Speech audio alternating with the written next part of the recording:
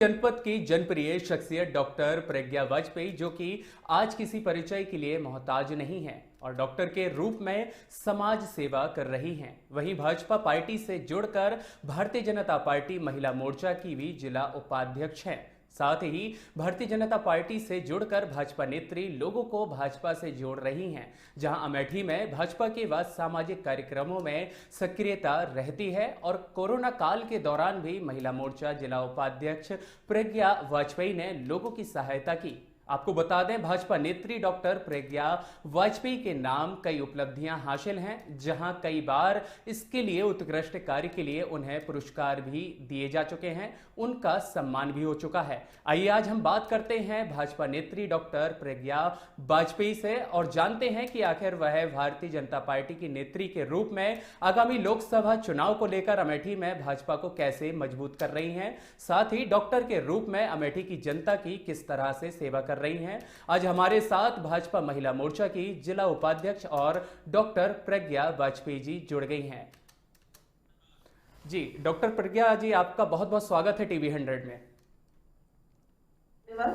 जी आपसे जानना चाहूंगा प्रज्ञा जी कि जिस तरह से डॉक्टर को भगवान का रूप कहा जाता है और इसी का संज्ञा दी जाती है, जिसके बाद डॉक्टर के एक अहम किरदार में आपके द्वारा ऐसा काम किया गया है जहां सैकड़ों नहीं हजारों की तादाद में लोगों के हेल्थ को देख करके अवेयर किया गया है, उन्हें सुरक्षित किया गया है। इसकी शुरुआती दौर कब से हुई और कैसे आप डॉक्टर लाइन में आई?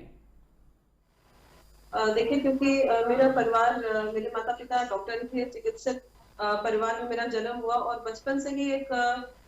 सपना था, बचपन से एक ही उद्देश्य था कि डॉक्टर ही बनना है, दिमाग में कुछ और आया नहीं। और उसके बाद एमबीबीएस में चयन हुआ, मैंने अपना ग्रेजुएशन किया, पोस्ट ग्रेजुएशन किया और उसके बाद जो है मैंने यहाँ पे अमेठी में मेरा लोक सेवा आयोग द्वारा सरकारी चिकित्सा में मेरा चयन हुआ। उसके बाद अमेठी मेरा इसी प्रकार आना हुआ, मैं सरकारी जॉब में थी, वहाँ पे गवर्नमेंट जॉब में प्रैक्टिस करती थी और उसके बाद फिर कुछ समय बाद मैंने सरकारी जॉब छोड़ के यहाँ अमेठी में अपना एक निजी अस्पताल बनाया और यही ग्रामीण इस एरिया में रहने का निश्चय किया। आवास मेरा लखनऊ था, लेकिन जब यहाँ पे आई तो मुझे लगा कि यहाँ पे चिकित्सा सेवाएं काफी कम है। जिस एरिया में मेरा पोस्टिंग हुआ था तो यही निर्णय लिया कि फिर इस एरिया में भी सर्व करना चाहिए और फिर यही अमेठी में ही रह जाइए। ये लगभग सन 2012 के आसपास मैं अमेठी में हूँ, यहाँ पे अपनी सेवाएं दे रही हूँ।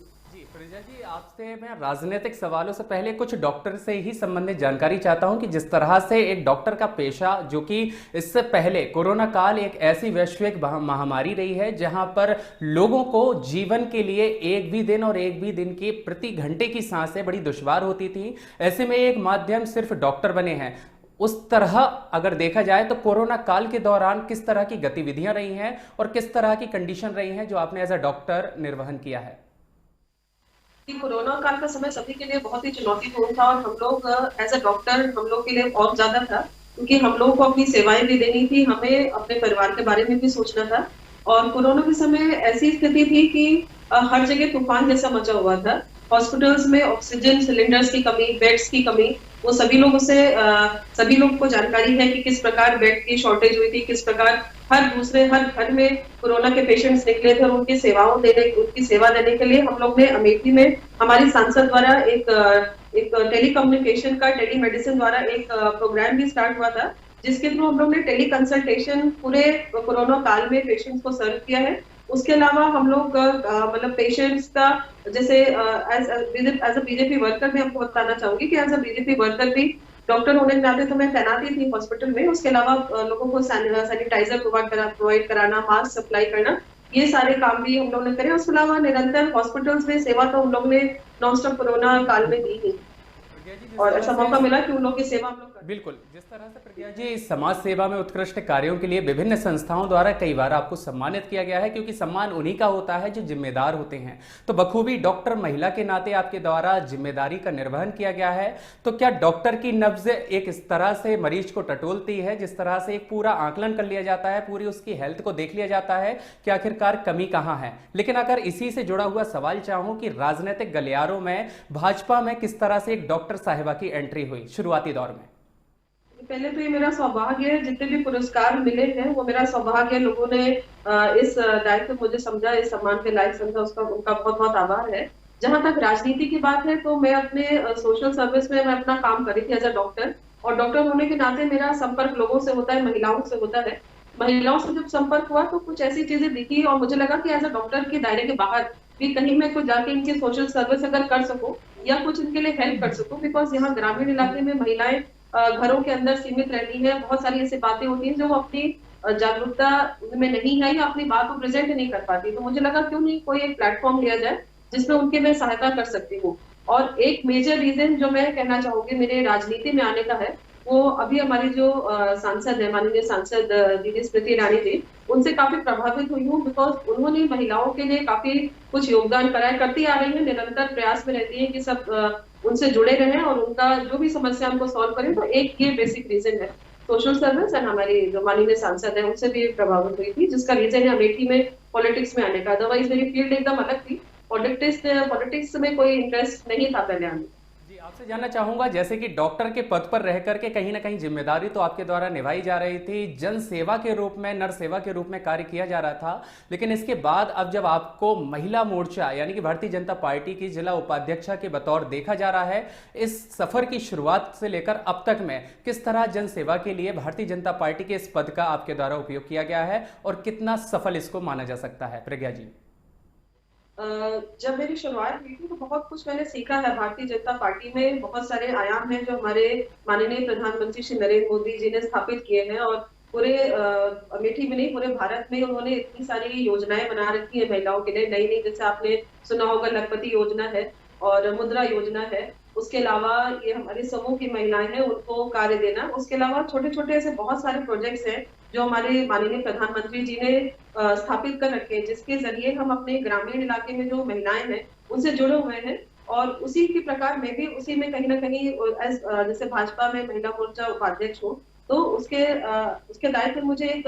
रिस्पॉन्सिबिलिटी मिल जाती है कि उन लोग के प्रॉब्लम्स को पता करना और उनके बारे में उनसे कैसे उनसे हेल्प कर सकते हैं उन महिलाओं की, या वो लोग कैसे जुड़ सकती हैं। जैसे उन लोग बहुत सारी महिलाएं हैं जिनको गैस कनेक्शन मिला है, जिनको टॉयलेट्स की प्रॉब्लम वगैरह सॉल्व हुई है। तो इस प्रकार की जो जनरल समस्याएं हैं वो मुझे एक माध्यम मिल गया उनसे जुड़ने का और उनके प्रॉब्लम्स कुछ हद तक का प्रयास हो सकता है उसको सॉल्व करने का। प्रज्ञा जी, जिस तरह से केंद्र सरकार से लेकर राज्य सरकार भी तमाम योजनाओं का लाभ तो योजनाबद्ध तरीके से दे ही रही है, सरकार की अगर बात की जाए तो मातृत्व शक्ति को आत्मनिर्भर बनाने की पहल को लेकर आगे बढ़ रहे हैं, महिलाएं भी आगे बढ़ रही हैं और उसमें से एक खासा नाम आपका भी निकला है जहां पर जनभागीदारी को लेकर के जनता की सेवा के लिए एक अच्छे पद पर तैनात हैं। आने वाले लोकसभा चुनाव को देखते हुए क्या स्थिति लग रही है भारतीय जनता पार्टी की, क्या थीम रहेगी और 2024 की अगर बात करें तो तस्वीरें किस तरह से स्पष्ट होंगी, प्रज्ञा जी?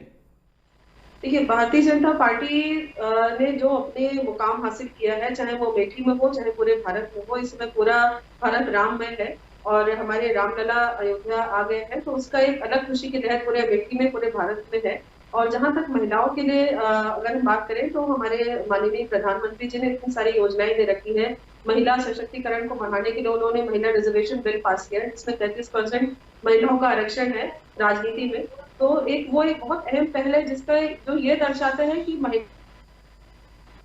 के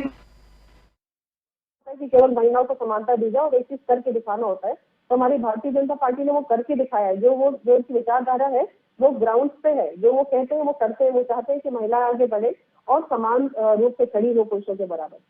तो इस तरह से आपके द्वारा एक नहीं, दो नहीं, बल्कि तीन तीन जिम्मेदारी, क्योंकि आपके पास एक तो चिकित्सक का पद, दूसरा पार्टी का पद और तीसरा घर की जिम्मेदारी। आपसे अब जानना चाहूंगा कि इन तीनों पदों को एक शेड्यूल के बेस पे हर दिन किस तरह से एक्टिविटी में लाती हैं और ये जो जोश है महिला होने के नाते भी आत्मनिर्भर भारत की ओर बढ़ते कदमों की ओर, जागरूकता आपके अंदर भी है, कैसे आप हर दिन को एक महसूस तरीके से कामयाब करती हैं?